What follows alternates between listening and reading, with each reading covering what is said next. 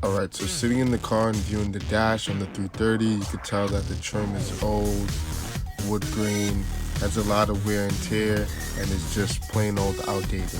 So we're going to go ahead and upgrade that and wrap it with some carbon fiber wrap.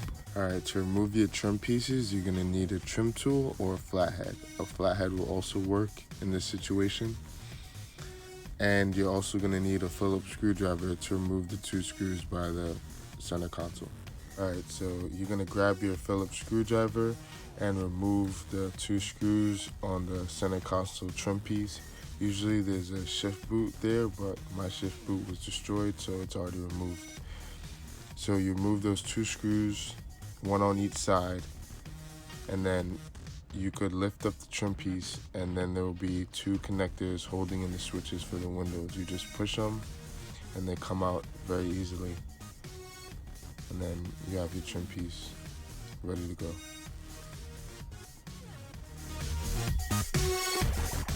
Alright, so what you're going to do is you're going to take your pry tool and pry on the trim pieces that you want to remove, but you don't want to pry too hard that you mess up the dash.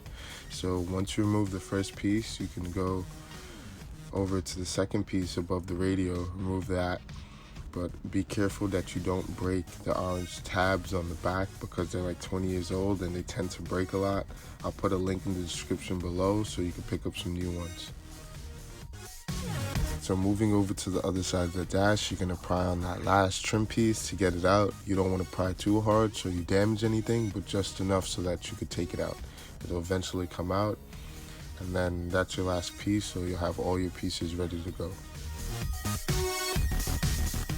Okay, so after removing the trim pieces and bringing them inside, you're going to see that there's a lot of fingerprints and dirt, so you're going to get yourself some rubbing alcohol and a microfiber rag to wipe all that off. You're also going to need a X-Acto knife set to cut your wrap. You need a squeegee and the various cutters that come with it. You're also going to need a heat gun. You pick up this one at Harbor Freight, it's not too expensive, and you're going to need your carbon fiber wrap. This I got on eBay. I'll put a link in the description below. So when using your microfiber rag and the rubbing alcohol to clean your parts, you want to make sure you clean them good because there's a lot of dirt that you can't see with the human eye alone. So you'll be able to remove it, a lot of it, and get your wrap better by cleaning it off very good. Do this to every piece.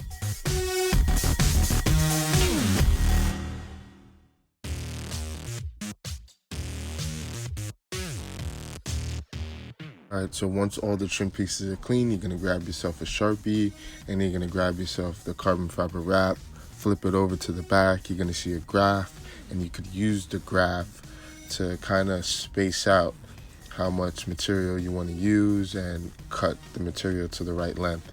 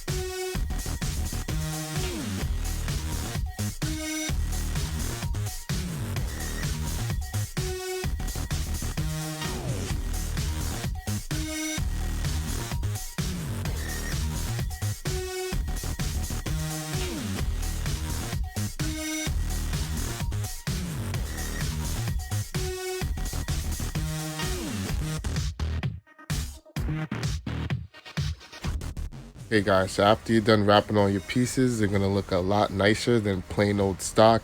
All you have to do now is bring them back to the car and install them the same way you took them out, just in reverse order.